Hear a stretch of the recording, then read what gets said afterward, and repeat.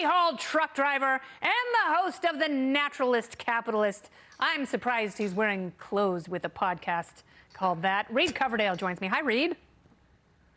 How you doing, Kennedy? I'm super. I'm so glad you're here. Olivia Rondeau was shouting you out last week. Lo and behold, you appear on the showroom as though we rubbed the bottle and the genie flew out, named you. So let's talk about this. How did it start, and what is your part? In the United States, I'm actually not connected with anyone organizing a protest at the time, but all this stuff with truckers that's going on in Canada, it goes back a long way. Truck drivers have been oppressed for a long time by the government. We've had ridiculous regulations on us that make it hard to work, and they just keep adding on stuff. And then with the COVID regulations, it's made it even more impossible. So what do you expect people to do if you push them hard enough, even though the world economy does depend on them, even though the shelves in the stores are not going to be stocked if they stop running? If you push them hard enough, they're going to have no other choice, and that's what's happening in Canada. That's what's happening all around the world, and unfortunately, it could also happen here, and people aren't going to be happy about it. So the government had better start thinking about what they're doing and think about reversing course. Yeah, it's really interesting because we didn't realize how much we need truckers until the supply chain crisis really punched people in the tic-tac sack. And then they started feeling it when store shelves were empty. They couldn't get supplies, components for manufacturing, and a lot of things have been very, very scarce because of that. So obviously we need truckers. So forcing more mandates onto truckers, which is a dwindling body to begin with, is so antithetical to what it might take to end the supply chain crisis. So you've got a bunch of things happening at once, but does it surprise you that big government, wherever it is, like their first reaction is to make something worse because they can?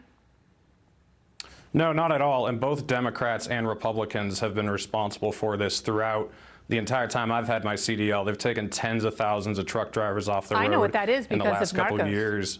A commercial driver's license. Exactly. Yeah. Yes, and then there's been more ridiculous training that you have to get. Lots of states are trying to make it so you have to basically get a college degree in order to get a driver's license. And it's funny that the Democrats get so upset about this protest, and what it's really about is they don't want workers to have rights. They don't want workers to make their own decisions. They want to have power over these workers. They want to have unions controlling them. They want to have government institutions controlling them.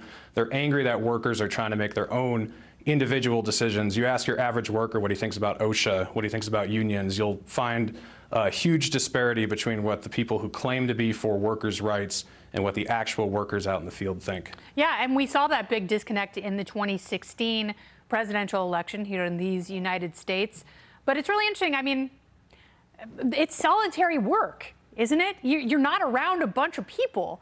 It's not a collective the way it might be on a factory floor. So when will big government and big unions decouple? Could this be an impetus? Yeah, I think people are finally waking up to the fact that government institutions and big unions and big organized, different big organizations, they really don't care about the workers. It's becoming more and more obvious. And unfortunately, people are going to feel pain. Unfortunately, the shelves are not going to be stocked. Unfortunately, the economy is going to come to even more of a halt than it already has.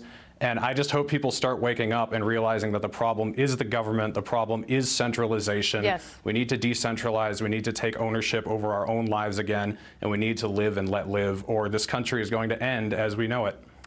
Who cares about workers more, AOC or Dave Smith? Dave Smith. Dave Smith 2024, by the way. He's my man all the way. See, I knew you'd like that one. Reed Coverdale, thanks so much. Appreciate talking to you. Thank you, Kennedy.